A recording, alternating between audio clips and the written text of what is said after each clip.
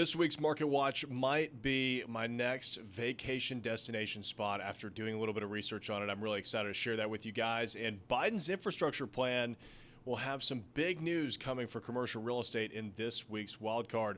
Welcome back to the Commercial Real Estate Investor Weekly Update. My name is Tyler Cobble, and I am your host here on the show, bringing you the latest news in the world of commercial real estate from around the country. And sometimes around the globe, depending on what kind of topic that we are diving into. Let's go ahead and move on to our first segment, the Nashville Market. Obviously, Nashville is where I am from, and that is why we are covering it every week here on the show. And the great thing about Nashville is that it never runs out of news articles to share with you all. So this first one coming at us from the Nashville Business Journal, exclusive. Amazon pursues first distribution hub in Clarksville, totaling 1.1 million square feet. Amazon has been very bullish on the market in Middle Tennessee in general. If you think about how well positioned Middle Tennessee is throughout the Southeast and really the Northeast as a logistics and distribution hub, it only makes sense. I mean, this is one of the best locations on the East Coast to access as much of the country's population as you possibly can within a day's drive. So, of course, having excessive amounts of distribution in this part of the country makes all the sense in the world. So it looks like this distribution hub is going to add, looks like right around 1,000 jobs.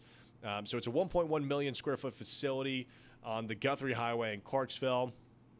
And they're targeting a more than 100-acre piece of farmland close to that intersection that is the gateway for Google's data center and the LG Electronics washing machine factory. So we'll have to talk about Clarksville at some point on this show as well. It's a suburb about 45 minutes northwest of Nashville, and it is growing rapidly. It's got, as you can see there, it's got Amazon, it's got Google, it's got LG, which is pretty surprising for a small suburb outside of Nashville. Clarksville's always been a solid town, but it's never experienced what's going on now, like what it's seeing in the last 10 years. It's a military town, so it's got very solid, strong economy, and they're just chugging along. So it looks like this facility will be a traditional non-sort operation, which is Amazon speak for facilities handling larger, bulkier items such as patio furniture, rugs, or air compressors. Okay. They will employ 1,000 full-time workers, and okay, cool. So let's see. They're talking a little bit about Alston Construction Company, which has a Nashville office that is going to be doing the construction on the project. And okay, this is pretty neat. So they're going into the overall numbers on Amazon's footprint in the Middle Tennessee market. It looks like this distribution hub, which was codenamed Project Alice. If you're not familiar with why, or if you're not even familiar at all that they do codename these projects, it's because they are hypersensitive projects, right? They don't want anybody knowing about them before it's actually set in stone. That way announcements don't get made. So they don't say, hey, Amazon's going to be doing a distribution hub in Clarksville. They say Project Alice. So Alice is going to be doing that. That way, it just keeps everything under wraps. But it looks like it would be a 14% increase to the company's regional portfolio, which is almost 8.9 million square feet of space, or will be almost 8.9 million square feet of space once the construction is complete. That's a pretty significant chunk of warehousing just in the Middle Tennessee area. Looks like one of those buildings is a nearly 100-foot-tall facility in Mount Juliet that's set to open up early this summer. That's approximately 3.6 million square feet of warehouse and office space. That's pretty impressive for Mount Juliet. I don't know how many structures out in Mount Juliet are. So that's just east of Nashville, probably 45 minutes, give or take, depending on how traffic is. I don't know how many buildings are 100 feet tall in Mount Juliet. So it's got to be. Obviously, in terms of just square footage alone, it's probably one of the biggest out there. But in terms of height, it's got to be up there as well.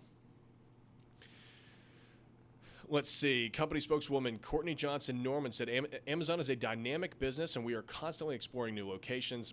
They're constantly exploring new locations in Nashville, in and around Nashville. They love this area. They're constantly trying to get new sites for them to keep building. And here it's talking a little bit about Clarksville. So 45 miles northwest of Nashville, and it touts Google, LG, and Hankook Tire America Corporation among its newer corporate arrivals.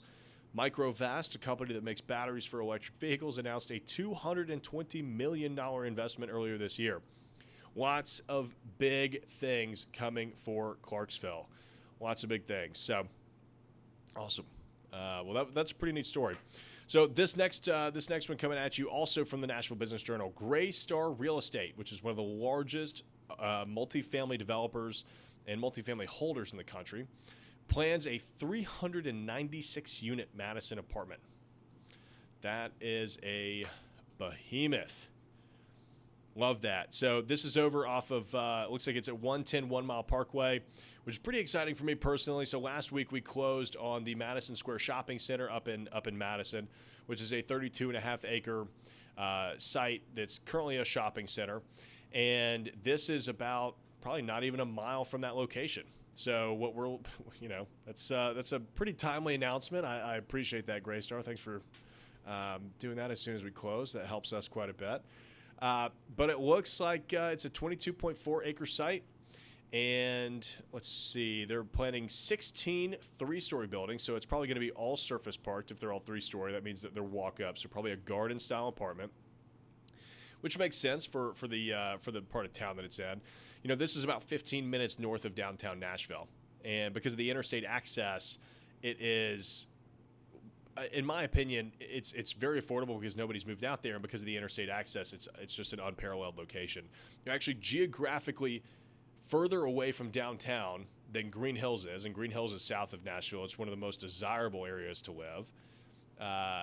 But drive time, you're actually closer because you've got I-65, you've got Briley Parkway, and you've got Ellington Parkway. So very easy, all of these major thoroughfares to get into and out of downtown. Looks like Atlanta's Dwell Architecture and Nashville's Kimley Horn are involved in the project. That's pretty cool. This is one of, so Madison is one of a couple dozen Nashville suburbs growing for several consecutive years. I mean, Madison has had a pretty strong up and coming over the last little bit. I mean, it's, like I said, it's got everything going for it. It's an affordable part of Nashville. It's got some incredible interstate connectivity, which of course is paramount when you are dealing with the traffic issues that Nashville has, because we keep voting out transit, so we don't want it. So, well, when I say we, I'm not including myself. I'm just saying the city keeps voting it down. But that will make living near interstate and having interstate connectivity that much more critical when you're looking at moving to Nashville or where you're going to move within Nashville. Oh, look at that. So this is the site that I was just talking about. This is what we just bought right down the street from this. That's pretty funny. Andy, I'm going to bring you in. Do you have any comments on everything that we're just talking about, whether it's on Greystar or whether it's on the Amazon distribution facility? What do you think?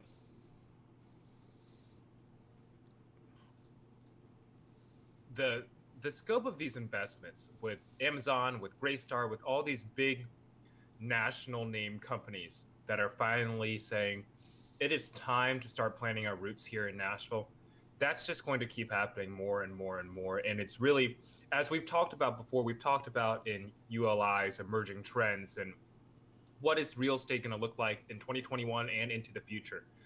Cities like Nashville, right? Cities like Nashville, like Austin, like Charlotte, these cities are starting to compete with the gateway cities in levels of institutional investment. So that's why we are so bullish on this market that we're here in Nashville and places like Chattanooga that we're investing. And really, it's why we think that if you do real estate the right way here, you buy at a good price, make sure you're not overpaying for something. But if you do it the right way, you're going to set yourself up for life. And that's why we're so incredibly blessed to be here and working in this real estate market. Yeah, I think that's absolutely right. One thing that's pretty interesting to note, too, about this Madison deal, there's been several apartment announcements in Madison in recent months, really. But in the last 10 to 15 plus years, there's almost no new construction apartment complexes. So you think about being 15 minutes outside of downtown with a consistently year-over-year population growth, the fact that there hasn't been anything developed in these neighborhoods is pretty wild to me. So anyway, I thought that was pretty interesting. Moving on to Market Watch. So this week's Market Watch, like I teased a little bit there in the beginning, is a really cool city. We actually talked about it a little bit last week and how it kept popping up on the Urban Land Institute's emerging trends in real estate. So I figured, you know what, we've got to talk about it. So of course, we are talking about Boise, Idaho. So again, we're starting off in the ULI Emerging Trends in Real Estate PDF. If you've not read through this, I'm telling you, we're gonna probably pull from this every single week just because it's so good. If you're not familiar with where Boise is, it is one state off of the western coast. I didn't realize that Boise had so much going for it, and you know, maybe that's on me, but digging into it, it's a really cool, unique city. So apparently it had some very high U-Haul premiums back when COVID first hit, because so many Californians were actually leaving California and heading for Phoenix, Salt Lake City, Las Vegas, Boise, and Portland. You know, you think about that. Boise is up there with Phoenix, Salt Lake City, and Vegas, and even Portland. I mean, those are pretty popular big cities for people to be moving to. Looks like we'll skip on that one. So in terms of overall real estate prospects, Boise is top 20 in the country. It's number 19, sitting just ahead of Washington, D.C., and just behind Orange County. Pretty impressive for a small little city that has a population of, I want to say, around 700,000. And look at that. It's one of the boutique markets. It's in the top 20 in terms of overall real estate prospects. Now look at this. Number 7 in terms of home building prospects, ahead of Atlanta.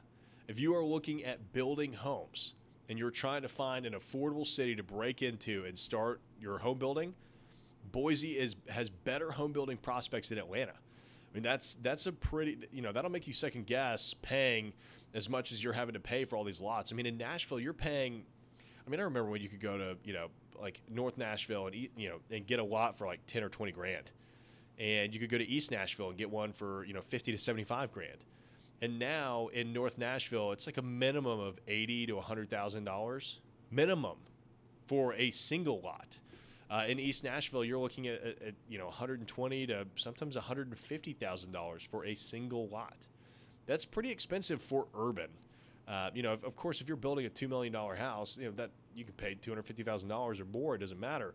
But, you know, these are more urban housing. It's more urban housing, so it's just they're smaller units. Let's see. Boise is considered a boutique or affordable market, such as Omaha, Tucson, Greenville, and Madison.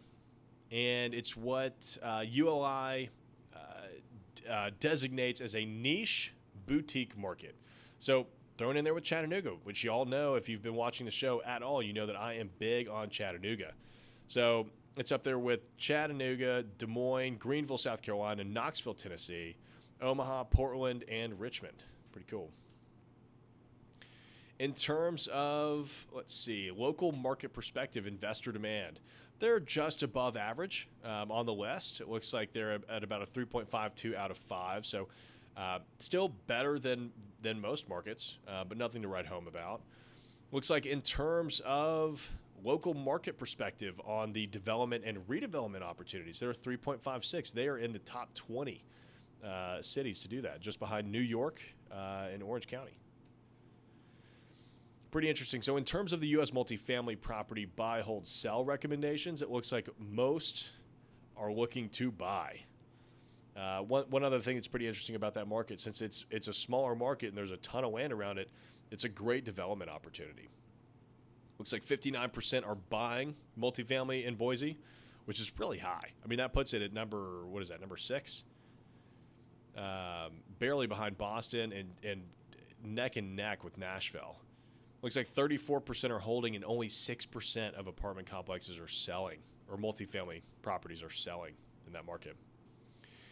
Let's see here. On the office property side, 22% are buying. Very different market night and day compared to 59%. So only 22% are looking to buy office in Boise, while 67% are holding.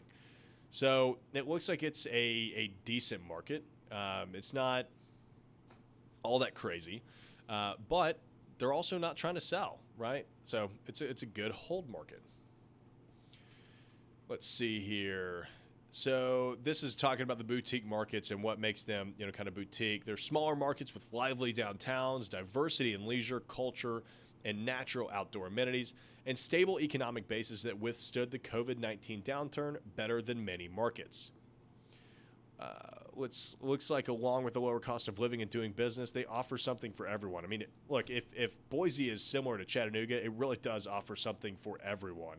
I love the smaller city that has, the tech and the business and the entrepreneurial side of it, but 5 minutes and you're in the mountains, which is pretty cool. Boise, Chattanooga, Des Moines, Greenville. So these are all the boutique markets that they're talking about. All have populations between 600,000 and 1.3 million. That must be some sort of sweet spot in terms of a city's development. Okay, and this is, let's see, local public and private investment puts it at a 3.38 out of 5. So, that still looks like about top 20. But, that's average is what ULI is saying. And over here, in terms of availability of debt and equity availability of debt and equity capital, it is below average. Looks like a 3.2 out of 5. There are many markets that are doing better than it. That's not surprising, though, if you think about it, because, Boise is kind of a sleeper. I mean, it was to me, at least. It was a sleeper market. So, it's no surprise that debt and equity is just not necessarily putting that at the top of their list. I wouldn't have put it at the top of mine. So, all right, let's move on. This one is an article on LinkedIn from Shannon Robnett. Why invest in commercial real estate in Boise, Idaho? Love the SEO ability of that right there, by the way. Writing as many blog posts as we do, that is like the most SEO positive title you could possibly have. So this is a pretty interesting article. He's talking about how Boise is a growing commercial real estate market. For the last few years, Forbes magazine has ranked Boise, Idaho as one of the fastest growing cities in the United States. Let's see, population of more than 730,000 people. And hey, like Nashville, consistently ranks on a slew of top 10 lists. Looks like best U.S. downtowns, best city to raise a family, healthiest, best place to retire, best place to be a doctor, good spot for yogis and asthmatics. Job growth with employers like Amazon in the Treasure Valley. With some of the state's largest employers already being Boise-based, job growth can sustain the population growth we rely on to support our syndication investments. That's great. Seems like they've got a very, very strong job market going on out there. Idaho is a business-friendly state regarding taxes. I don't know exactly what their tax structure is, but it looks like it's relatively attractive climate. It says regulations are minimal, therefore creating an environment where perfectly legal tax shelter investments are free to grow. That's great. I mean, that's what investors want, right? That's why a lot of people are flocking to Tennessee and to Texas. I mean, and Florida, no state income taxes. Looks like Boise is a great place to retire. That seems to be a recurring theme, and it's because of the how cool the downtown is, and apparently what that brings to the people that live there, as well as all of the amenities of being in out in the country, out in the world. It's very affordable, so it seems like a lot of people from California and Washington State are moving there because those are both very expensive states to live in, even if you're making a lot of money. Looks like they cover some reasons to live and work in Boise, the outdoor culture. You can go hiking, camping, skiing. There's water sports. And it looks like you get all 4 seasons, which I don't know if you've ever spent any 4 seasons up in, I've spent some in Montana, Wyoming. It's amazing. It's a lot of fun. It makes you, I think Nashville gets 4 seasons. But then you go to a place like that, and they get some crazy seasons. which is a lot of fun to see. Boise State University, which, you know, if you're a football fan, they are the that's the football team that has the bright blue field that, in my opinion, is really tough to watch on TV, but it stands out. I mean, you know, I recognize them every time they're on the TV. It was good marketing. Local arts scene. Apparently, Boise is large enough to attract Garth Brooks and Kiss, and some other. And they've got some a smaller local music scene as well. Pretty cool. Okay, moving on. This article is from Rocket Homes. Why Idaho is one of the top housing markets in the U.S. In the previous decade, it was all about moving to the big coastal cities: New York, Los Angeles, San Francisco. But urbanites are saying goodbye to the big city life in favor of less crowded, more affordable inland cities and towns in the Midwest and western regions of the U.S. I mean, of course. Everyone seems to be migrating to Idaho. Look at that. I mean, compared to, this is a little misleading because it makes it seem, I guess it's just pointing out which state is Idaho, but 4.6% of immigration to Idaho, which is about the same as Wyoming, and, you know, just a little bit more than Wyoming, you know, just a little bit more than Colorado and Nevada. So it's actually beating out those three states, which is pretty interesting.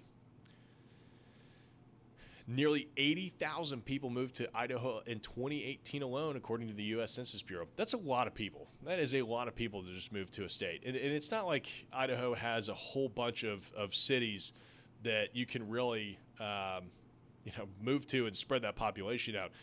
They're probably going to Idaho Falls and Boise and, you know, maybe really one other city. They have one of the largest percentages of population growth from 18 to 19 compared to other states, with a 2.1% increase in population. That is huge. I mean, that doesn't sound like a lot, but that's a lot. Looks like the next highest states for population growth were the Nevada, Arizona, and Utah, which each saw 1.7%. So it saw almost a 0.5% increase more than all of those other states. I can't stand when people do graphs like this because it's, you know, visually so misleading. Like, this is increasing by 1.9%, but it looks, just based on physical size, that it's tripled and then almost increased by 50%. But looks like the population growth has gone from 1.7 million, 1.717 in 2017 to 1.787 in 2019. So pretty good increase in population. Well, actually, that's pretty interesting right there, because we were just talking about how Boise has about 730,000 people. So think about that. Boise has, I mean, almost half of the population of Idaho lives in Boise. So that's a pretty good metric, just to think of there.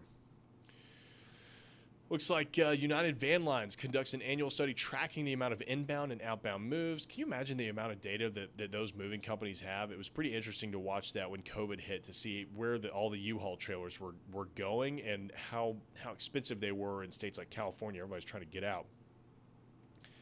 Looks like the most common reason for moving to Idaho among those surveyed was retirement, followed by job, family, and lifestyle. Yeah. That makes sense. Retirees are flocking for that affordability. It's a relatively low cost of living, especially compared to neighboring states. Washington State, California, very expensive to live there, very high taxes.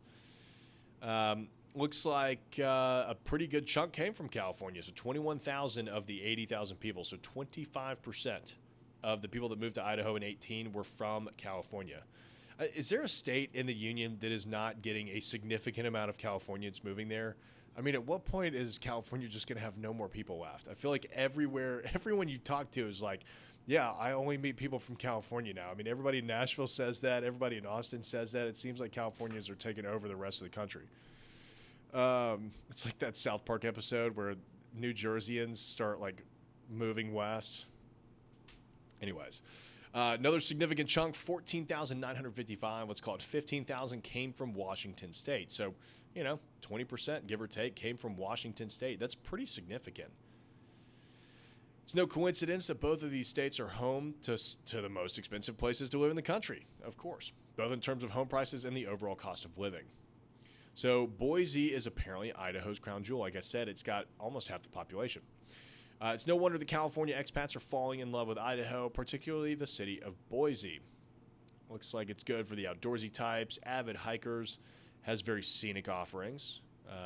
As you can see, this was the article that I was reading, and I was like, you know what? I've got to go visit Boise, like spend a week there and just work. It sounds like a really cool city. And by the way, if you're listening live or if you're listening on the podcast, I do have links to all of these articles in the show notes. If you're listening on the podcast, just go check out the show notes there. They're in the YouTube channel as well.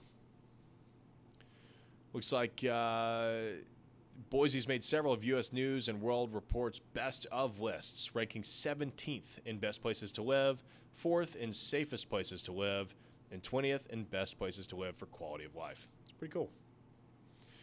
Okay, Idaho's commercial real estate market rebounds. This is an article from postregister.com. So this article basically covers exactly what most markets in the U.S. were experiencing after COVID. Looks like, about 51%, they were seeing about 51% of the activity in May, the leasing activity that they were pre-COVID. So prospects for leasing dropped off by half, which is a lot. That can be pretty devastating to a leasing market. But it looks like here recently activity has been up by 104%, which is awesome. Let's see. We've definitely seen an increase in the market. The retail market came to a halt for a time, but once we got out of that, groups of retailers as well as office tenants were ready to hit the ground running, Brian Wilson said. Looks like Brian Wilson is with Talk Commercial. One reason for the strong growth factors locally is out-of-towners, saying Idaho Falls is more appealing than other major cities in the region, in addition to being a less competitive market with more favorable capitalization rates, of course. I mean, cap rates are all based off of the risk of the asset that you're buying. So the riskier, which means the less stable or the less potentially stable the income is, the higher those cap rates will be. So your smaller cities, you'll actually be able to get higher cap rates than you would in the bigger cities, obviously. Let's see. Leasing activity has picked up, but 40% of those renewals were short-term. Interesting. So people are, again, this is kind of the trend that we're starting to see all over the country. People are taking that, they're just renewing short-term so that they don't extend their risk for years in case, we have another resurgence or this keeps going on for a little bit. So this is pretty interesting. There's a lot of people moving into Idaho, and of course the commercial real estate rents are going to continue to pick up. Andy, what are your thoughts on Boise? Tyler, it's funny that we're talking about Boise. I first visited Boise about 5 years ago in 2016. I think one of the few people from Nashville ever to make it out to Idaho. We went there on a trip the National Mock Trial Championship was held in Boise that year. And I remember going out, and we're a bunch of kids. It was a Friday night, and we wanted to kind of see what was going on in the town. And I remember walking out there, and it was completely dead. And it was like, gosh, it's 9 o'clock on a Friday. Where are all the people? And I think, honestly, if you had talked to Nashville and came to Nashville about 15, 20 years ago, you would have felt pretty much the same way. You go out late at night, and there's kind of really not a lot going on. And as we're seeing, Boise is growing, Idaho is growing super fast. And I think the biggest tell was when we were looking at the ULI descriptions of how it was one of the top home building markets in the country, but there wasn't necessarily a lot of interest from institutional capital.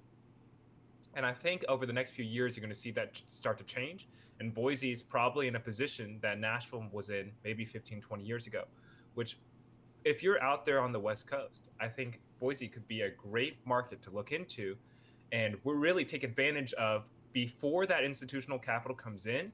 And if you can figure out how to get deals done, you're going to make a lot of money. Because just as we said, for Nashville, right? We managed to scoop in and get some deals here, like this Madison Town Center we mentioned that we're buying. And then all of a sudden now we have Greystar coming in and all these other companies coming in, and we probably got a way better deal than they did because we've been on the ground. We understand the market. So if you can set yourself up in these markets that have prospects for great development, great home building, great all this stuff, but maybe the institutional capital is there yet, you probably will be rewarded in the long run. Yeah, I think that's very true. I mean, look, they've got a population of 730,000 already. I mean, that's a critical mass. That's not small. I mean, it wasn't very long ago that Nashville was about that size, right? I mean, in the last, 10, 20 years is when Nashville has really started, amassing this massive population growth. So, I think in Nashville's just at, 1 million within the city limits and probably 2 million in the MSA. I mean, Nashville's not a whole lot bigger. And so, if you're on the West Coast, I mean, obviously Idaho is going to be a very attractive investment for you because it's a more tax-friendly environment and it's a quick flight away, right? Like you could even drive there if you really wanted to. So it's very accessible, which makes sense. I mean, that's why people are retiring there. If you've got family that's still in California and you want to be able to visit and you don't want to have to fly 4 hours across the country or 5 hours to Florida, it just makes it that much easier. All right, moving on to the future of commercial real estate. These are the articles that we think are shaping how commercial real estate is going to look as we move into the new world. Whether that's a post-COVID environment or a post-tech environment, it doesn't matter. I mean, commercial real estate is constantly changing, as it should be. It's finally trying to catch up to where all of these other industries are, because as you hear me say all the time, it was stuck in the 80s. But this is a really interesting article here. Starting off with with Bloomberg, real estate investors desperate to spend $250 billion hoard. Property distress is easing with pandemic recovery in sight, and the dash for deals and record dry powder help lift property prices. So when we went into this pandemic, there was a massive amount of dry powder on the sidelines, which meant that investors were flush with cash. They were sitting around waiting to go buy stuff. So, that is one of the reasons that commercial real estate fared so well throughout the downturn, which is pretty interesting if you think about it. So you've got all of these guys who have a bunch of money that they're ready to go spend it. But the reason they're not able to spend it is because everybody else that's sitting on property also has a whole bunch of money, so they're not desperate to sell. So that caused a very tight buyer's market. There's just not a whole lot of property that hit the market. Investors with record hoard of money to finance distressed commercial real estate deals are finding themselves in a tough spot. There's nowhere to spend it. The massive wave of defaults expected after coronavirus shuttered offices, hotels, and stores last year has so far failed to materialize. Everybody thought that when COVID hit and all of these businesses got shut down and people weren't going to be able to pay their rent, that there would just be this massive amount of commercial properties hitting the market because you've got all of these owners who, they can't cover their mortgages, they're not collecting rents. So what are they going to do? They, just sell. But commercial property actually increased in value, which made, these sellers hold on to it longer. And good for them. I mean, banks were also willing to work with commercial property owners when this first hit. So it actually worked out really well for people who were already holding property. Let's see. This is positive news for most Americans, but to a select group of investors who anticipated raking in big profits from the misfortunes of others, it's a problem. Which look, there's the opportunistic side of real estate that. It's neither a positive nor a negative. Sometimes it's a positive, sometimes it's a negative. I would say it kind of all washes out. But look, there were a lot of fortunes made in 2009, 2010 for the groups that were willing to go out and buy up deals that had the cash. I mean, all of the money, the majority of the wealth made in the last 10, 12, 11 years, I guess, was actually made in 9, 10, and 11. Because that was when everything was on sale at a discount, right? Like that's the way to look at these market downturns is real estate's not going down in value. It's just on sale, right? So go out and buy up as much of it as you can because it's going to come back. And it has come back. It's come roaring back. I mean, if you bought, there's some properties, that we were looking at. We were comping out a site that we bought on Dickerson Pike in East Nashville. And, I think Andy found that it increased in value on Dickerson Pike. Land increased in value on average like 15 or 20% a year for the last 5 years. Just land, just increased in value. So think about that. That's pretty remarkable. Commercial real estate prices have held up or even risen because so much money is chasing so few deals. We start to see frustration rolling over into desperation, said Will Sledge, Senior Managing Director in the Capital Markets Unit of brokerage Jones Lang LaSalle, Inc. Investors are willing to push prices up and their yields down in order to simply deploy capital. So you might be wondering to yourself, why would a group be like just need to deploy capital in order to get lower returns? So if you're in private equity or you're a hedge fund or you're a REIT and you've raised all of this capital, right, you have promised investors a return, whether you deploy that capital or not, right? So if you're supposed to go get your investors a 6% cash on cash return and that money's just sitting in the bank making you nothing, technically making you negative money because of inflation, then you're really far behind. I mean, you think about how much cash on cash return you'll have to get in the next investment you make just to make up for those lost months, right? So if you're going for a 6% cash on cash return and you find something that's a 4%, but it allows you to deploy the capital quickly and it takes a good chunk of that out, they'll likely take it just so that they, because 4% is better than 0%, right? And when you're talking about tens, if not hundreds of millions of dollars, and maybe even hundreds of billions of dollars, you've got to go deploy capital. You've got to put that money in play. So looks like U.S. private equity U.S. private equity funds stockpiled more than $250 billion of commercial real estate loans as of March 23rd. That's crazy high. Included a record $75.8 billion for distressed debt. Interesting. Let's see. Wow, Cerberus Capital Management closed a $2.8 billion opportunistic real estate fund, exceeding an original $2 billion target. So yeah, all of these funds went out and raised an opportunistic fund. Again, an opportunistic fund is a fund that they raise for the sole purpose of buying up distressed assets. Looks like they're planning on increasing the cash piles even more. 30% of institutional investors are targeting distressed and opportunistic commercial real estate deals this year, nearly double the early 2020 share, according to CBRE. That's very interesting.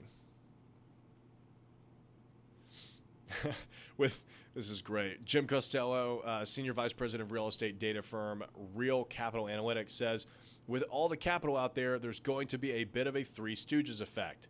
Everybody's running through the door at once, but nobody can get through. That makes sense. Everybody's fighting over deals. Like, take my money, take my money. It's pretty wild. I mean, just to see the cap rates that stuff in Nashville is trading for is remarkable. So it looks like, look at that cash stockpile. It's upwards of,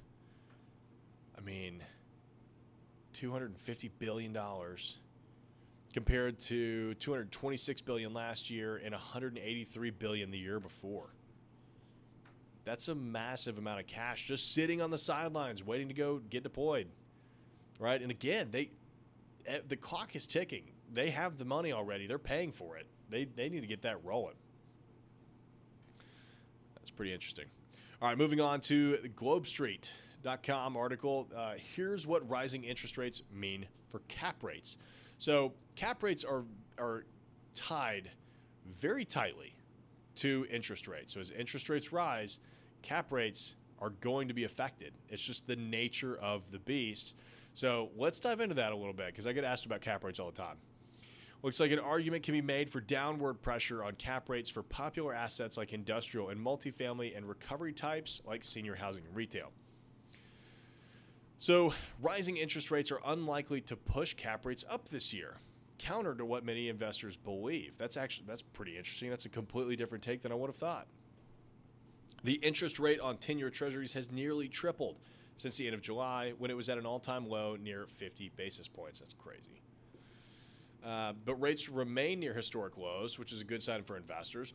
And so when interest rates are historically low, that's how you can start justifying these incredibly low cap rates, right? I mean, if interest rates are 2.9%, you can justify paying 4.5% cap rates because you're collecting a spread, right? So that's kind of how these hedge funds and private equity funds and these bigger REITs just kind of look at these projects. They're deploying the capital. They're getting the spread. Looks like, according to John Chang, the Senior Vice President and Director of Research Services at Marcus & Millichap, normally that kind of growth, especially when fueled by trillions of stimulus, this is a, 8% growth range, 8% upward pressure on the rates. Will put upward pressure on inflation, and of course the counterbalance on inflation is to push interest rates up. But that said, inflation remains exceptionally low at a tame 1.3%, which is pretty interesting when you think about how much money we just printed in the last 12 months, and our inflation rate is staying at 1.3%. I have a hard time believing it's going to be there for a while. Looks like, literally the next sentence, the Fed wants to see inflation in the 2% range, according to Chang. There you go. So why are rates raising? Well, falling uncertainty and expectations of growth. It's pretty interesting. Money is flowing out of safe havens like bonds and treasuries and into growth investments like stock market and real estate. Flow of money is putting upward pressure on interest rates. Of course it is. Let's see here. In pre-recession 2007, the yield spread narrowed to just 200 bips, while it opened to 580 bips during the great financial crisis when interest rates went down and cap rates went up. Gosh, can you imagine the spread that you'd be making if you were investing then, or if you were able to convince a bank to lend you money? The current spread is 480 bips. Economists have a bullish outlook for 2021. Liquidity is good, rates are low, investors are increasingly less fearful of the pandemic. I mean, investors have been relatively fearless of the pandemic since about June to September, in my experience. I mean, that's really when everything that we started doing just absolutely took off. It was like there was a pent-up demand for 3 months of just lost time, and everybody really wanted to make up for it. All right, moving on to this article from Biz Now. The tide is turning away from shrinking office footprints. So we've been talking, obviously, about the office space almost every episode, every week, updating you guys on what is going on in the world of office space, because it was a buzzword when the pandemic first hit. You know, what's going on in the world of office space? Well, this is a pretty interesting article. So as businesses around the world grow more familiar with the pros and cons of remote work, their commitment to the office is deepening. Multiple surveys conducted in the past month indicate that office-using companies do not intend to shrink their footprints. Only 17% of CEOs surveyed by KPMG reported any intent to cut back on office space, down from 69% in August. So that just shows you right there, you know, the private sector's take on how the pandemic is really going to affect us. I mean, look, when you're surveying people who are under duress, who are under stress, their responses are going to be completely different than what their response would be once they're out of that stress, right? I mean, if you're asking somebody in the middle of a pandemic when they're having to pay rent and nobody can be in the office and work, if they're going to shrink office or get rid of their office space, they're probably going to say, hell yeah, I'm getting rid of this. This is an expense that we can't deal with. You know, we're going to do Zoom. But as soon as like everything is relaxed and loosened up and you're able to go back to work and there's nothing to worry about, I don't see that really continuing on. And, you know, apparently, you know, what is that, 73% or 83% of CEOs agree that were surveyed. Let's see, 72% plan no change in their office usage, and 20% plan some sort of reduction. 7% plan to grow their footprints. That's pretty positive to see. So office space, again, office space is going to do just fine. Let's see here. Net absorption fell to its lowest annual total on record in 2020, according to Collier's National Fourth Quarter Office Report. Not surprising, right? Everybody put leasing on pause. That's really all that was. They wanted to see what was going to happen first. So, major financial institutions in the UK, such as the 18,000 employee nationwide building society, are committing to flexible or hybrid working models on a permanent basis. Citigroup will also require most of its employees to work in offices only 3 days a week and is banning internal Zoom meetings on Fridays. I love that. Let's just ban Zoom meetings in general. An acknowledgement that virtual interactions take a toll. They really do. I mean, everybody that I talk to is so over Zoom. It's so taxing. And also, I feel like a lot of people now are having Zoom meetings when we could just be having phone calls. Like, are we doing Zoom meetings just for the sake of doing Zoom meetings? I was on one earlier today where we weren't even, there was nothing up on the screen. It was just a bunch of people looking at each other that could have just as easily been a phone call. And I think that, this is it. It's taking a toll on people. Let's see. Like Amazon, banking giant Morgan Stanley expects to bring its employees back to the office by the end of the year. Some permanent remote work will remain, but only for certain categories of employee. Makes sense. All right, let's bring Andy in to see what his thoughts are on the future of commercial real estate. So, Andy, what are your thoughts here? Tyler, I think this again. We've been touching on these themes every single week, right? For this office article, right? Remember last week we were just talking about how Google is expanding its office footprint, right? Some of these big tech companies even. And obviously, there are people who will take it one direction. Salesforce is going to say, no more office ever. Twitter says, no more office ever. But then you have these other tech companies like Google who understand the power and need for collaboration, creative thought, thinking that can really only go on when you have an in-person space dedicated to facilitate the productivity of your employees. Google says, we're adding millions of square feet of office space. 70% of people here are not going to, CEOs are not going to shrink their office space. So, that just goes to show how important the human interaction part of working is. And I will also touch quickly on the cap rate and interest rate stuff. I think that seeing that spread where they had said there used to be a 580 bips spread in the great financial crisis, and then now it's a 480 bips spread. I mean, that tells me that pretty aggressive. It's still a pretty good market to invest, no matter how difficult we might be. We might be thinking, oh, cap rates are way too high. Way too low. This is too expensive. I mean, they said before, right before the great financial crash, bips were only at a 200-point spread. So if we have room to go, even remotely in that direction, you're going to see property prices continue to go up. So it's kind of what we've been saying. Buy at a good price right now. Make sure that the deal works right now.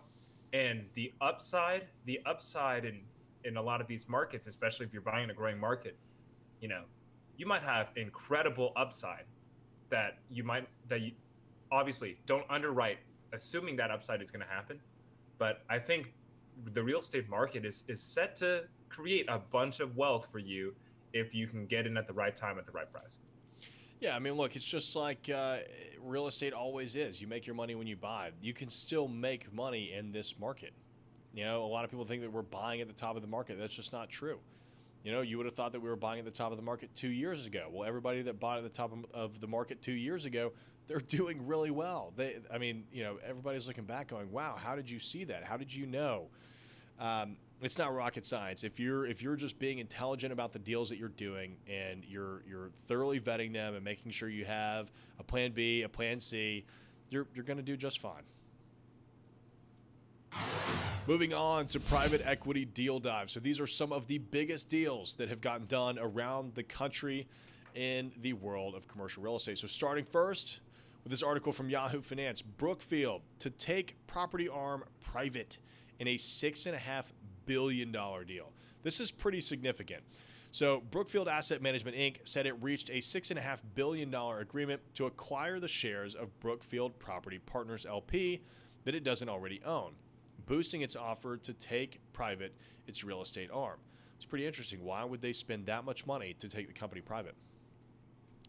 Looks like they plan to acquire the minority stake for $18.17 per unit, which would mark a 10% increase to the $16.50 a unit Brookfield asset offered in January. So look at that, holding out a couple more months, you get 10% increase. That's a 26% premium over what shares were trading prior to that earlier proposal in January. Looks like the board unanimously approved the deal. And let's see. So Brookfield owns, operates, and develops one of the largest portfolios of real estate in the world.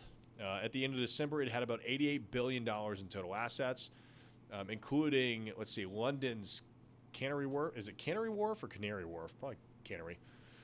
Brookfield Place in New York. 2018, Brookfield acquired GGP Inc., which is the second largest mall operator in the U.S. for about $15 billion. My opinion, that was a great buy because it's just like what Andy and I were talking about.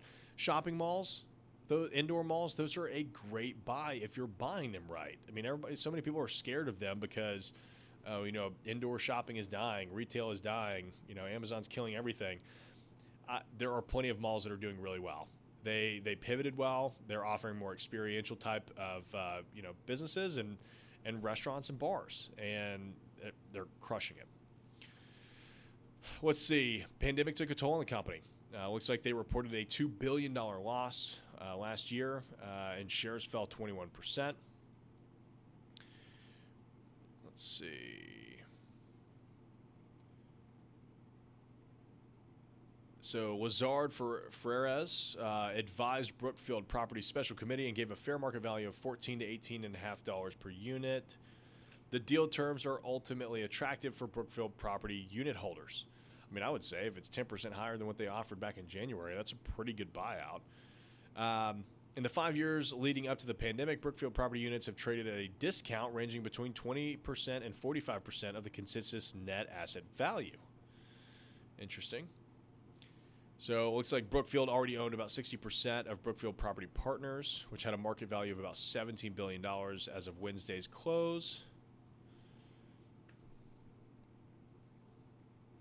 Oh, interesting. So under the terms of the deal, Brookfield Property stakeholders can choose to take $18.17 per unit in cash, 0.3979 of a Brookfield Class A share, or 0.7268 of a Brookfield Property Partners preferred unit, subject to the proration. The maximum cash amount is about 50% or $3.27 billion. Pretty interesting. Okay, here we go. So this is why they took it private. They said it was appealing because it has consistently traded at a discount to the underlying value of the assets. I mean, of course, if the assets are worth more than what it is currently trading for, go ahead and buy it. He said he believed that was because much of the company's value was created through the development of projects like New York's Manhattan West, which takes years to generate returns for investors. That's true, right? Like that's how Warren Buffett decides to buy all of his investments. He waits and looks at the underlying assets are much more valuable than what the stock market or the market in general is valuing them at, and there you go. You've got a deal. Let's see. Rent collection from office tenants remained at normal levels in their portfolio. That's pretty great to hear. Occupancy did lag behind in many markets because of the pandemic. Again, that makes sense. Everybody was just putting leasing on pause. Well, that's pretty interesting. They are taking themselves private. They're going private. $6.5 billion deal. This is another one from Barron's on Brookfield. So Brookfield Property, hot property, cool price. This is the Manhattan West development in Hudson Yards up in New York.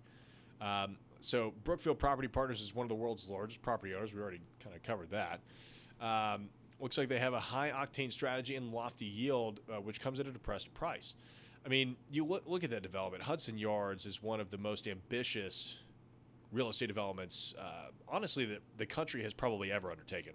It's a very impressive project. They're covering up all of the train yards, not all of the train yards. They're covering up the Hudson Yards and building basically a whole new neighborhood on top of the train tracks, which is and I wish that this had a map of the Hudson Yards so that I could show you guys. It is a huge. I mean, it's like $1 trillion development. I want to say it's wild. So unfortunately, we are stuck behind a paywall on this article, but you can see there the property is 3 towers, and it's beautiful. I mean, it's glass, which I'm not the biggest fan of all glass towers, but they're cheap, they're efficient. I get it. You know what? Let's bring Andy in to get his take on Brookfield. So Andy, Brookfield is obviously one of the largest owners of property in the world. What are your thoughts on this news with them taking themselves private and also their development in Hudson Yards? So I think first to touch on the Hudson Yards thing, Tyler, is that when you look at exactly what they're doing and how Hudson Yards is pivoting to focus on post-coronavirus stuff, they are doing a lot of very innovative things where, as we talked about before, they're focusing on more experiential retail, right? Giving and having pop-up shops and having all these different kinds of experiences that are meant to draw you in. And people are going to go in. At the end of the day, it is a very different experience. There are some things that you can buy online, right? And I think that, general things, in a box that come to you from Amazon, I think most people are saying, yeah, I think it's just easier for me to come online. What about, browsing through clothing racks or trying things on in person and things, how do they look? There's always going to be those experiences that if you can curate them and provide your guests a great experience, that's what they're really trying to do at Hudson Yards in order to set them apart from the competition. And it's going to be a long-term payoff. And as we said before, that's why they're taking themselves private. It had said in the article, because they were on the public market, they were trading at 45% discount to their fair asset value. And they said, why? People on the public market always want the short-term, what is my quarter-over-quarter percentage increase in returns? And if you're building a long-term focused company, you're never going to be able to satisfy those investors for the quarter-over-quarter returns. And that's why, the developments that we're trying to do and how we try to look at our projects here at Hamilton, right? Our Madison Square property, that's going to be a multi-year project. It's going to take a long time, right? And the projects that we want to build and develop, we're not just trying to put up anything and get out of it in 2 or 3 years.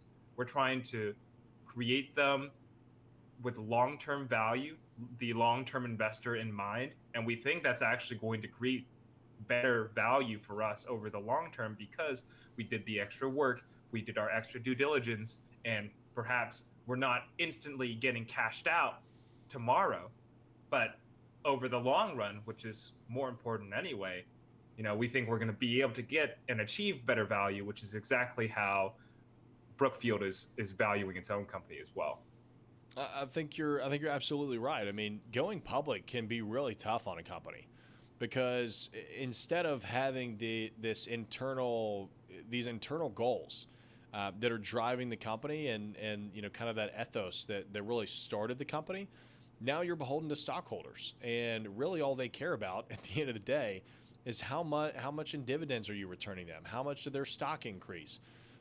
That's it becomes this almost downward spiral of chasing profits that can head in a negative direction instead of a positive direction. So I think this is a pretty interesting move for Brookfield, and good for them.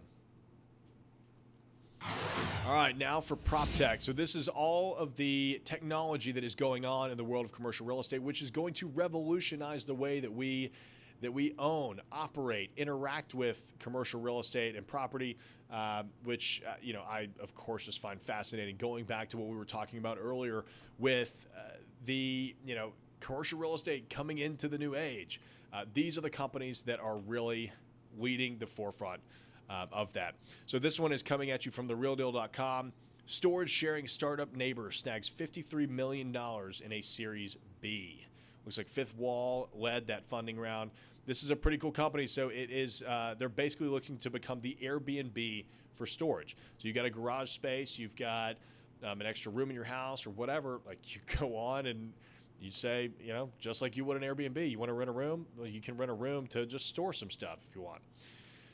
So looks like Neighbor.com, founded in 2017, allows users to rent out storage space in their properties. The Utah-based startup will use the funding to expand its network of hosts and renters, the company announced on Wednesday. I actually saw a company advertising for this kind of stuff here in Nashville. I think they were a local Nashville group, but I don't know that they ended up going anywhere. I don't see their marketing anymore, so they must not have made it. Fifth Wall, a venture capital firm that has backed startups such as Open Door, Doma, and Industrious, that's a pretty big name, led the round. Pretty cool. Let's see. They first targeted hosts who wanted to rent out extra space in their homes, such as basements, garages, or attics, to neighbors seeking storage. I mean, what a great way to just monetize otherwise useless space, right? I mean, is your attic really full, or is your basement actually full? No, those are usually spaces that we just leave sitting empty, right? That don't do anything. So what if you could make $100 a month off of that? I love this idea. You're monetizing it's basically free money, right? Like, it's money that's falling out of the sky. I had a client who bought a property last year, and turns out we had an extra lot on the property that the neighbor wanted. So bought it, the deal worked then, and then the neighbor reached out to us afterwards and bought that property from us. And I told my client, I was like, that's free money, man. That just fell out of the sky. That's not money that we would have counted on. That significantly impacted the deal. This is just like that. Let's see. Neighbor has since begun working with landlords who find themselves without retail or restaurant tenants. That's great. Again, you're monetizing down space. I only see positive things for this. Joseph Woodbury, the startup CEO and co-founder, said in a statement that it operates tens of millions of square feet in big cities, small towns, suburbs, and rural areas across all 50 states. They are everywhere, apparently. They've been thriving in the pandemic, which, I mean, makes sense. Look, a lot of people moved back home. A lot of people moved in with other, roommates in order to keep their bills lower. So, of course, you're going to have more stuff that you're going to need to put into storage. Storage has been crushing it in recent years anyway, just because it is people are moving into smaller and smaller apartments. So when you do that, you're going to need to put stuff in storage so you have more space. Okay, moving on to the Wall Street Journal. Startup aims to be the Airbnb of storage space for the COVID-19 era. The firm converts vacant restaurants and offices and parking lots into storage space. So let's see. So this is continuing on with Neighbor.com, which is what we were just talking about. Let's see. They're taking. I mean, it's really cool. They're really utilizing every kind of property that they can. I wonder if this article is going to go further into how the model actually works. Primary business is signing up residents with a spare garage or unused bedroom who want to rent it out for storage use. Let's see. As the pandemic forces retailers to shutter and companies to close their offices, it is adding more landlords with new commercial tenants that are hard to find. Makes sense. They've added several million square feet of commercial space to the platform since the beginning of the pandemic. Think about that. That's a pretty significant increase. And what I love about this model is I bet you that they are doing a profit share model instead of doing a lease, right? Because it doesn't make sense for them to come in and lease office space to turn it into storage space, right? They're going to come in here and they're going to work with the landlords on probably a profit share model that says, hey, while your space is down, we'll rent it out and make you some money as storage, which, what landlord would say no to that?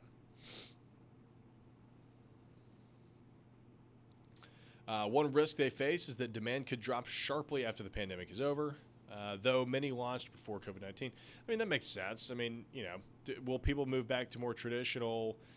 Look, the highest and best use for these spaces, the highest and best use for a restaurant is a restaurant. It is not storage. So when the demand does come back, I can see, this type of use getting kicked out. Looks like they raised $10 million in January in a round led by Andreessen Horowitz.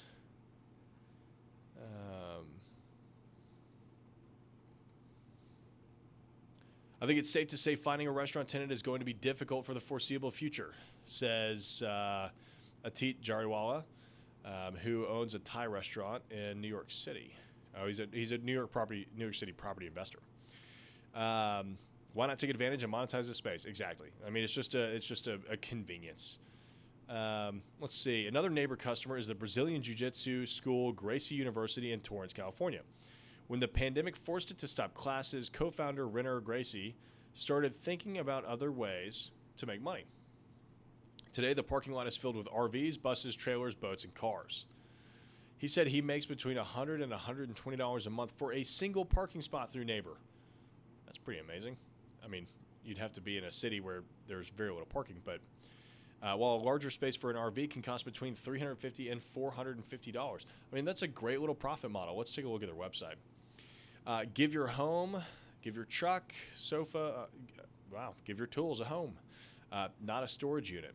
So they're touting that their model is 50% cheaper, 6 times safer. That's interesting. I wonder how that's possible. And covered by a free $25,000 protection plan. I mean, that's a pretty compelling landing page. I mean, you look at that and you're like, this is a great idea.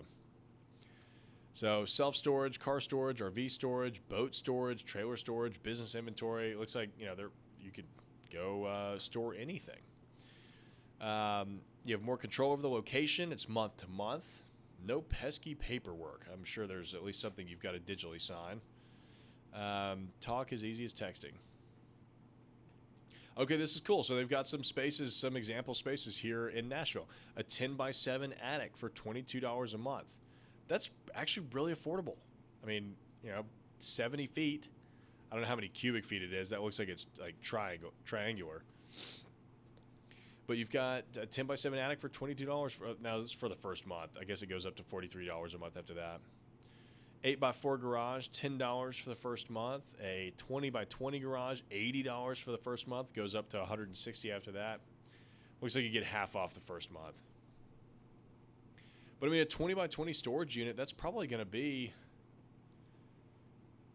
I don't know. I mean, that's 400 square feet. That's a lot of space. I would imagine you're paying, that probably is about half the price of a typical storage space.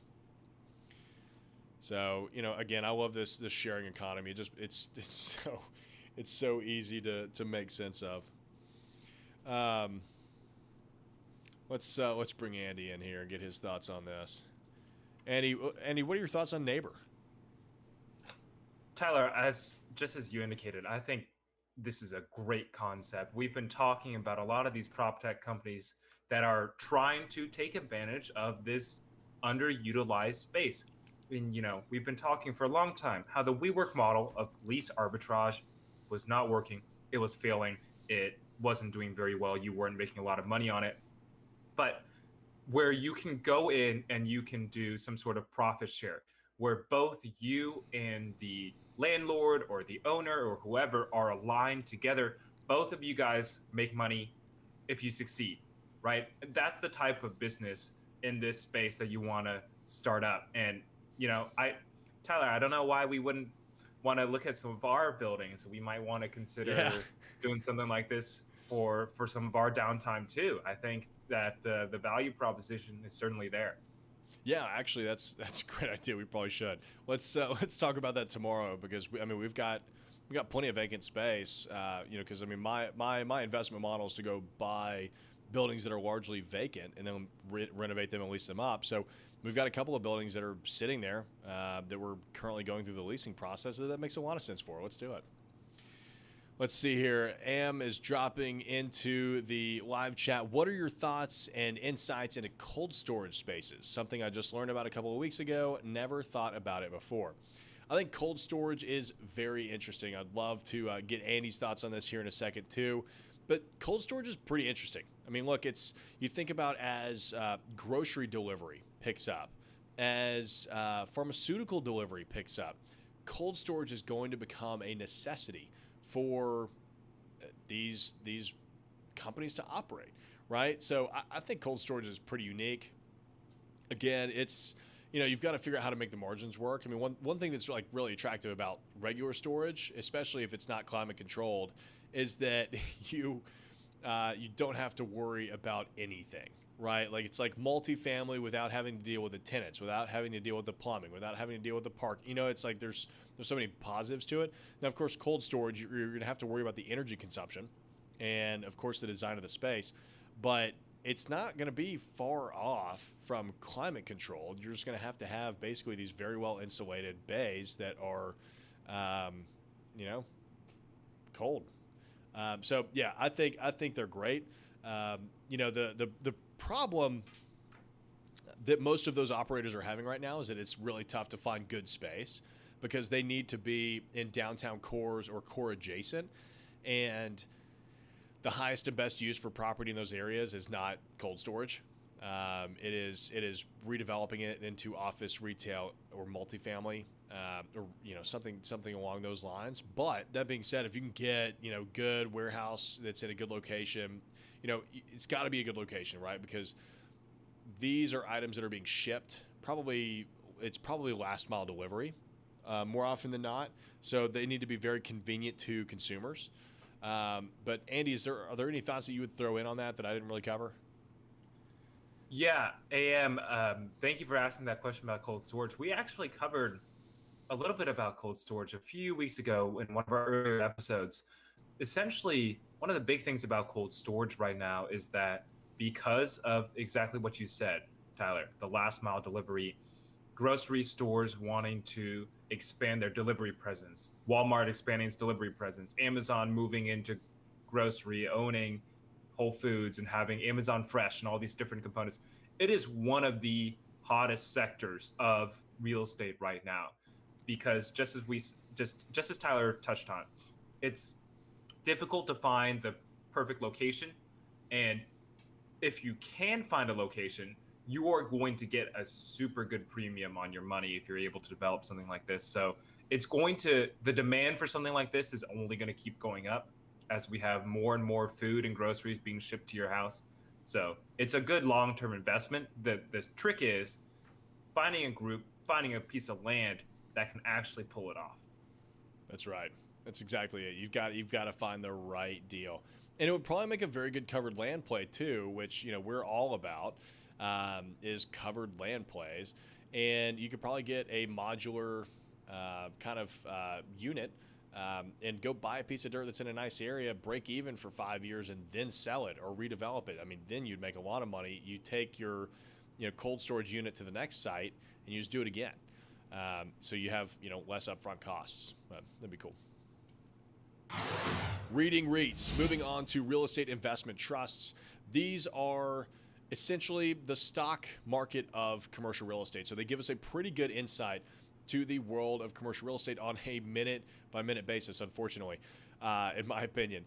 The great thing about commercial real estate is that it's relatively illiquid, right? So you don't have somebody calling you every hour saying, hey, your real estate's gone up, you know, 0.25%, or hey, your real estate's dropped by 5%, which was, you know, pretty nice actually when the pandemic first hit, because we had that 3-day bear run in the market where it was like Wednesday record lows, Thursday record lows, Friday record lows, and we didn't notice a single thing in commercial real estate, which is pretty nice. So diving into the REIT review. So this is from multihousingnews.com. Multifamily REIT Q1 rent preview. Yardi matrix data and analysis on 8 publicly traded apartment companies. So this is pretty cool. This is going to show how they performed in the first quarter of 2021.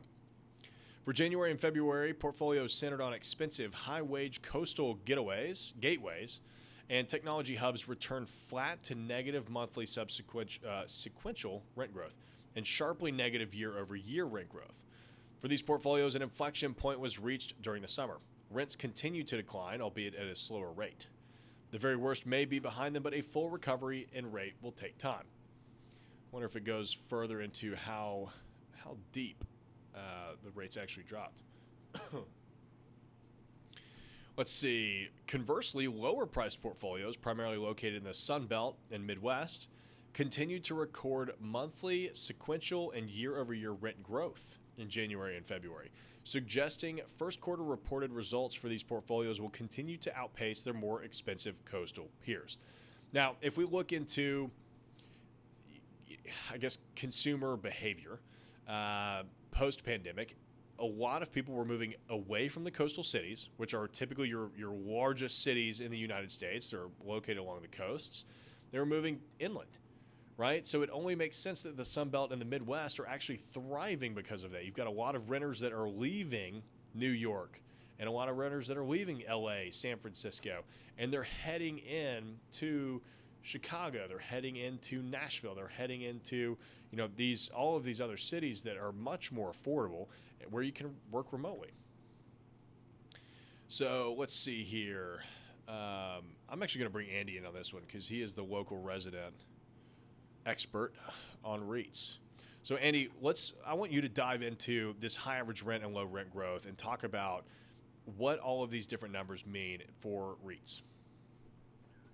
Sure thing, Tyler. So as we're seeing here from their first paragraph, it says, ranking the REITs by February average rent from highest to lowest also roughly predicts year over year and sequential month rent growth. So what does that mean?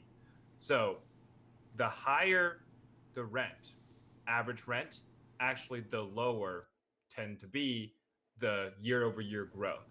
So the lower your average rent, as you guys are seeing here down this chart, the better you were doing over time. And this is exactly touching on what we've been talking about before. Think about what kind of community you're investing in when you have average rent of $24.48 for whatever AVB is. Whatever that AVB REIT is, that's got to be New York or California where you're having median That's so income high. rents, Can you imagine right? that being your average rent is $2,500? Like, I think Nashville is at $1,400 or $1,500 for a 2-bedroom apartment. I believe that's what typically it's indexed at. So, almost double Nashville prices. And Nashville prices already, people here are starting to think, oh, wow, it's gone up a lot, getting expensive. It's got 2 times more to go. So that's what we're seeing there. If your average rent was really, really high, you were doing poorly. But if we go down a little bit and we look at the ones at MAA, scroll back up, Tyler, to cover that. Just right there at the very bottom, MAA and IRT, the lower priced, the REITs that we're tracking, the lower price communities, actually had growth month over month and year over year growth as well. And that's what we're going to continue to see. The more affordable you are, the better price appreciation you're going to have. And as the world in general starts to be more, okay, maybe Cost conscious. Yes, cost conscious, right? And while we can work from, it's not as much work from home as work from anywhere. And what that more means is that you can open up your office in a Nashville, in an Austin, and just be just as productive as being in New York. You don't have to be in these giant, quote unquote, centers of capital anymore. And that's going to open up a lot of these more affordable places. That's why you have Amazon investing $1 million into a little suburb of Clarksville or up in Boise, Idaho, right? Places that you never would associate with the titans of capital. But because the world is moving in that direction, these more affordable places are going to be the ones experiencing price growth and value appreciation growth. And the ones on the top are going to be coming down. So you're going to be seeing kind of everything moving together more and more over the future. Yeah, look at this. EQR, which is the second most expensive REIT on the list in terms of the average rent. Average rent is $2,428 a month. That's really high. Year over year, they had a negative 11.5% rent growth. IRT, which is the most affordable on the list with an average rent of $1,169, had a 6.2% growth. EQR had an 11.5% decline. IRT had a 6.27% growth. That's massive. It's almost a no-brainer as to which REITs you're going to start investing in, right? We've been talking about micro units and affordability for a while on this show, and that's exactly where the country is headed. Looks like newly created AIR. I guess this is going to dive into each individual one, which we don't need to spend too much time diving into these individually. But it looks like, we touched on the major points there, right? You look at these rents, and this chart just says it all. The more affordable that you are, like Andy was saying, the more affordable you are, the better off you're going to be. It's hands down. So, the problem is, though, it's really tough to be there, right? Like, you either have to have an older portfolio, or you have to be kind of not necessarily a slumlord. I mean, I guess you could be a slumlord, but or also you have to be out in the middle of this nowhere where rents are naturally going to be low because construction costs are going to be the same, right? You can't just go build something and say, hey, we're going to average $1,100 rents. I mean, in Nashville, that's really, really tough right now because of construction costs, because of land costs.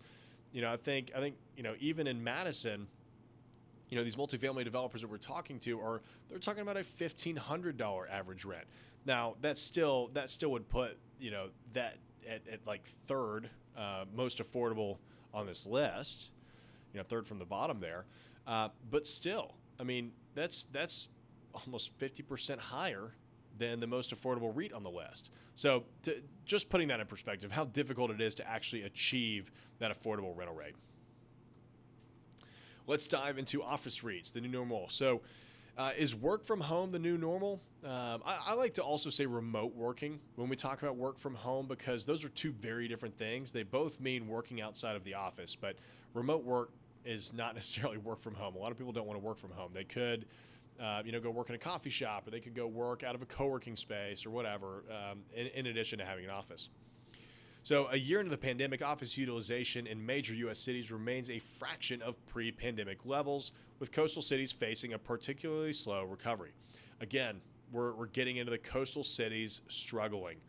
You know, they're experiencing negative rent growths. They're experiencing very, very low, if not negative absorption rates on their products. So again, no surprise. The reopening rotation has boosted many of the urban office REITs to double-digit percentage gains this year, even after quarterly results showed punishing declines in FFO share growth in 2020. Let's see. Dense coastal office markets with brutal transit-heavy commutes will struggle in the new normal. That makes sense, right? You don't want to be on a train full of other people in the middle of a pandemic that you don't know. We see value in Sunbelt and suburban-focused office REITs, which are poised for a faster and more sustainable recovery. Of course they are. Andy, you want to jump in and talk about the office REIT sector overview here? Yeah, Tyler, and really the big thing to understand is that just like everything we've been saying, it's not like we're just, because we live in Nashville, because we invest in Tennessee, we live in the South, that we say the South is great, the South is the best. It is every single article you read, every single broker you talk to, every single piece of analysis. This is where the money is going. It is going to the Sun Belt, from Phoenix, and maybe as far as Las Vegas, all the way east to North Carolina, right, and Georgia. So anywhere in between there is the Sun Belt, and this is where the properties are going to be doing well, even in probably the hardest hit sector of the commercial real estate environment, the office sector, right, where we see that the suburban markets probably actually are going to be doing the best, and it's just a trend that we're going to be continuing to see, and REITs are reflecting that. As we said before, REITs reflect kind of on the ground investor sentiment on a day-to-day basis much more than what a property price is for a commercial real estate investment, because it takes 180 days, 90 to 180 days, half a year for a property to close sometimes. And so by the time you start and by the time you finish, you know, the world can have changed, you know, COVID could have happened. So that's why we do try to pay attention to these REITs as much as possible to let you guys know, you know, this is what we want to see. Yeah, they've got some pretty interesting charts on here. Here's one on the Back to Work Barometer, weekly occupancy report from Castle Access Control System data. Looks like the 10-city average occupancy is back up to about 25% now. Looks like Dallas, Houston, Austin are near the top of the list, while San Francisco and New York are just at the bottom. I mean, wow. I mean, Dallas is probably near 40% back to normal. I mean, that's a pretty great sign, right? I mean, again, these southern states are kind of getting back to it. Let's see here. round trip average commute times by city. Now that's pretty interesting to see. If you look at, wow. So New York City round trip average commute times averages 72.6 minutes per day. So, I mean, your average commute time, the average person is commuting for over an hour every day. Compare that to Madison, Wisconsin. The average person is 43 minutes a day. And I would bet Madison is as high as it is because it's sprawled out and you're driving 20 minutes to your office and 20 minutes back. Tyler, obviously, we're pretty unhappy to see Nashville at 54.6. So yeah, that makes me sad. Of course, Nashville's going to be up there. I mean, look at that. Nashville is actually worse than Austin, which is really surprising. But, I mean, look, that's kind of the consequence of consistently voting out transit, right? You're just not going to, your drive times are going to go down. But one thing that I will say is that if you look at the majority of these cities that are all in the red on this list, they're all absolutely crushing it and are some of the top markets in the world. There are studies that show that I think it's like an increase of every minute. I'm not even going to quote it right because I can't even remember the numbers off of it. But it's out of a book called Walkable Cities by Jeff Speck. They talk about how, or maybe it's not by Jeff Speck. It's another one of those books on urban real estate where every time, as commute times increase, GDP significantly increases. So it's kind of this trade-off. It's like, you look at New York, I mean, yeah, the average person is commuting 72 minutes, but also the city they're crushing it. It's one of the biggest GDPs in the country. So, all right, got off on a little tangent there. But, office REITs as a whole doing pretty well. I mean, let's see, workers enjoying more flexibility, most like office time too. I mean, this chart is pretty interesting. Better work-life balance. Look at this pie chart. So 36% want to be fully in the office. 23% want to be mostly in the office. 24% want to be mostly remote.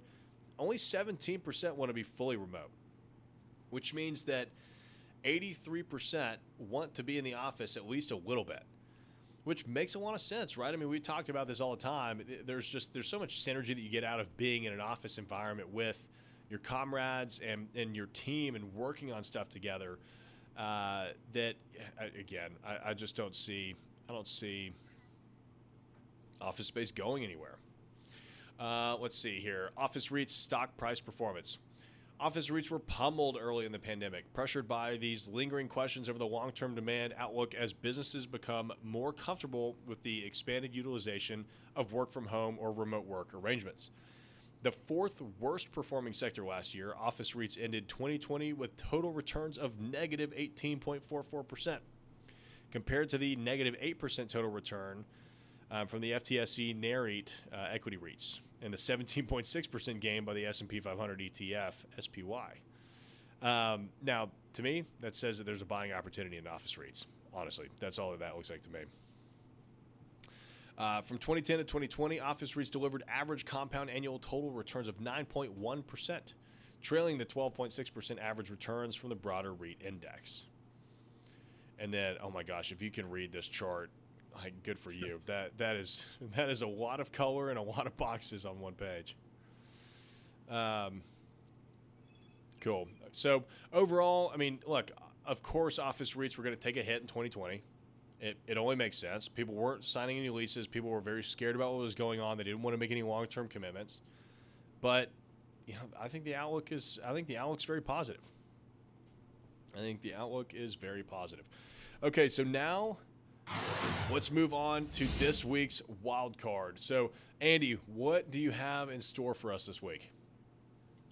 Tyler, as you know, here on the Commercial Real Estate Investors Weekly podcast, we try to bring you guys the top, most relevant news for your real estate investing journey, especially in the commercial real estate world, right? What is going on and what are the cool things, the things that you guys need to know so that you can be more informed to make better investments? Well, one of the biggest announcements that came out last week is obviously, as we see Joe Biden's head here, his giant $2 trillion infrastructure bill, right? So Joe Biden just proposed this massive infrastructure bill. And to put this into perspective, the past couple times that anyone has passed or even tried to propose an infrastructure bill, those are typically in the $500, $600 billion range. So this is 3 to 4 times bigger than anything that we've really ever seen in the United States since,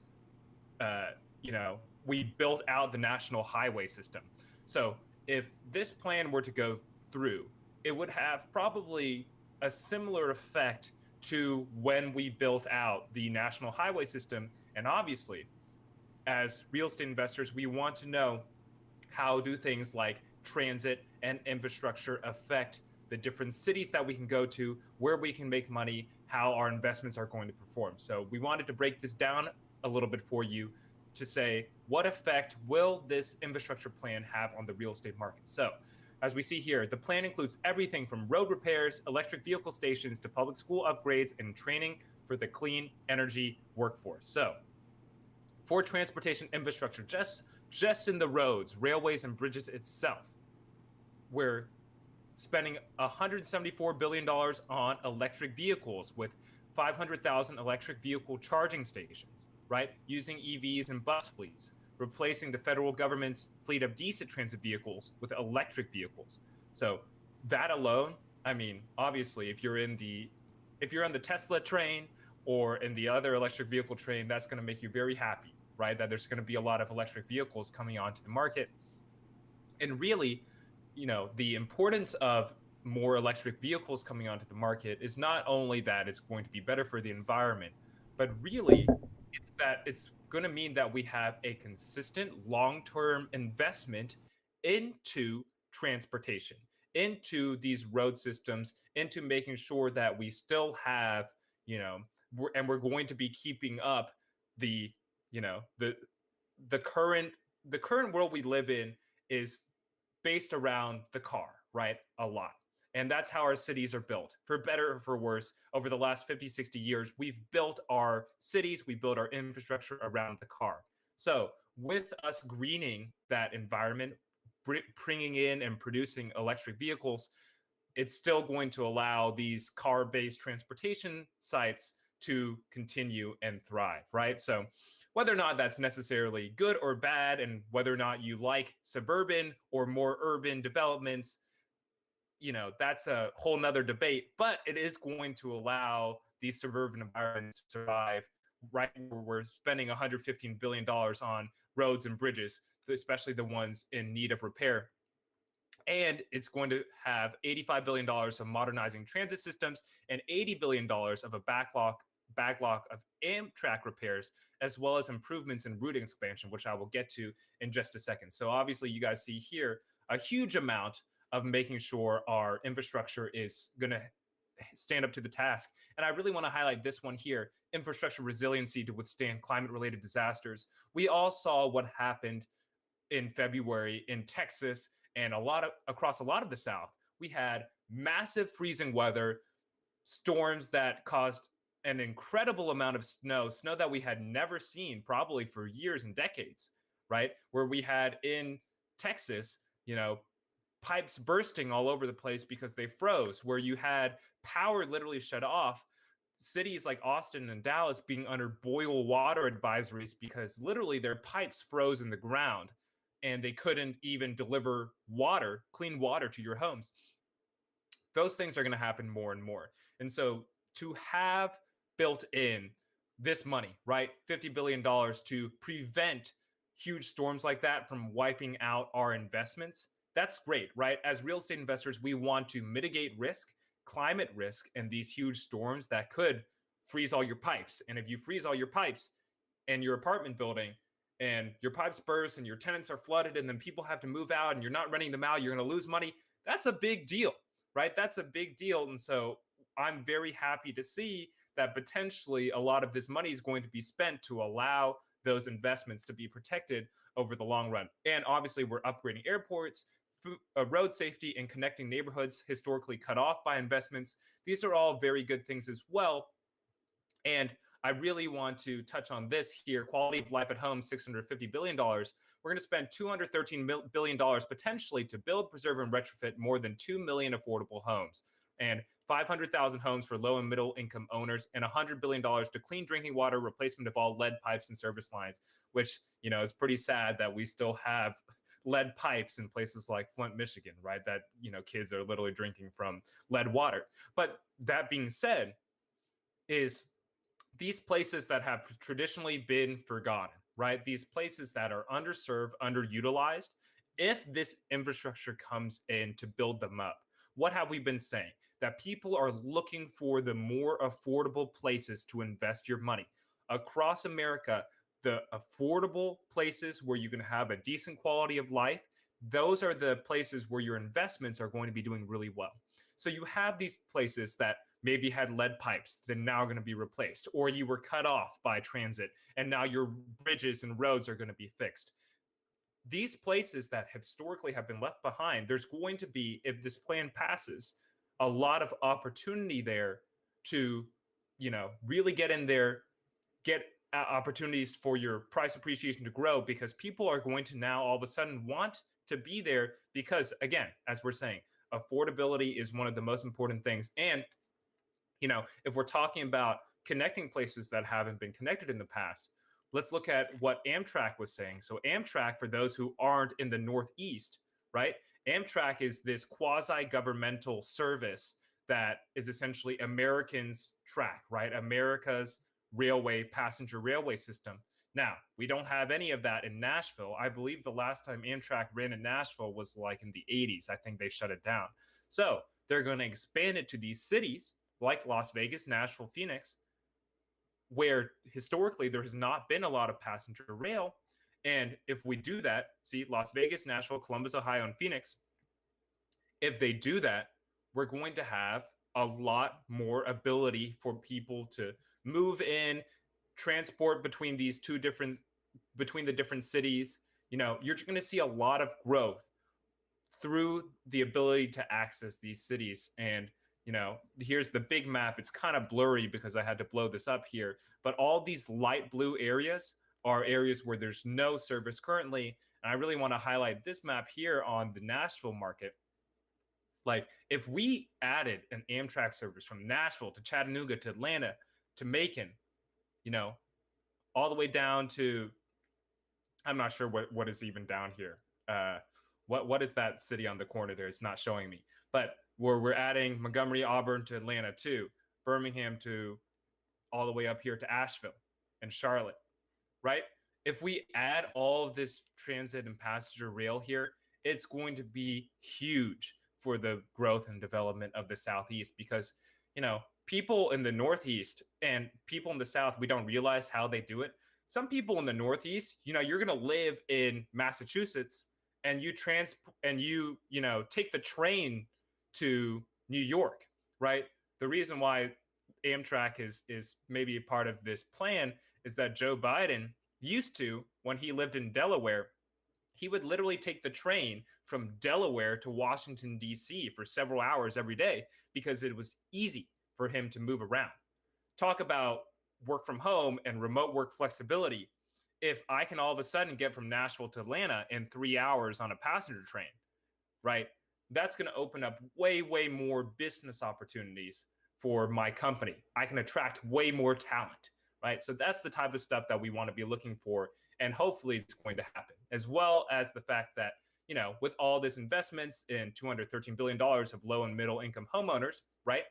Focusing on the people who are underserved, focusing on the areas that haven't had a lot of investment. These areas are going to, as I said before, the most expensive areas are coming down, the more affordable areas are coming up. And if we have $200 billion more into these areas, we're going to see a lot of price growth there as well. So if you guys, as we've said before, can focus on places that maybe have been traditionally overlooked, that it's going to be growing into the future, but it hasn't quite made it there yet, that is where the opportunity in real estate is made. When you can have a vision, what's coming down the pipeline, hey, maybe this bridge in this neighborhood is going to be rebuilt from this plan. What is that going to do? That's going to allow much more access, more people, right? More people to come in, going to drive the prices up. It's going to create equity, create value for you and the community, and it's going to be a good investment. So that is really the long and short of the infrastructure bill that Biden passed and how it potentially can affect the real estate market, commercial real estate market, and the housing market. So hopefully you guys took something away from that little breakdown there. But really, Tyler, I think we're going to be seeing, if this gets passed, and obviously there's a lot of stuff that has to go through the political process if this gets passed. If this gets passed, it's going to make a huge deal for real estate investors. So real estate investors really need to be on top of what potential investments, roads, bridges, railway services could potentially, really bring a lot of value to their future investments. Yeah, it's pretty interesting, Andy, to think about how developed the United States is as a country compared to the rest of the world. And we're one of the few developed countries that doesn't have a super sophisticated light rail system that connects cities. I mean, you look at Japan; they've got one of the best in the world. You look at all of Europe. I mean, you can go from London to Italy and beyond, just by jumping on trains. I mean, it's something that the United States has really needed for quite some time. We moved away from it when we started, really promoting cars and suburban living. Andy, what do you think is the likelihood of that actually happening? So, as it stands, I think the likelihood of this bill passing as it stands is close to zero. Mostly because, of course, even if the Democrats wanted to use a political process known as reconciliation, which means they only need 50 votes, which they have in the Senate, they do have 50 votes plus the tiebreaker vote of Kamala Harris to get it. They don't even have all of their caucus on board. You have moderates in politics like Joe Manchin or Kirsten Sinema who don't want to necessarily get on board with this plan as it sits. So as it currently sits in this current form, it's 99% chance not going to pass. That being said, when we looked at the COVID-19 bill for that we just passed, right? Another $2 trillion bill. Joe Manchin made a big stink about, it needs to be bipartisan. At the end of the day, the only thing he changed, and he did it for his brand, was to cut the unemployment benefits from $400 a week to $300 a week. And then he sold that as a big win. But really, most of the other stuff in the bill stayed the same. I think you're going to be somewhere kind of in the middle of that, of 25% change, perhaps, and 100% change. So that's, I think, where we're going to be.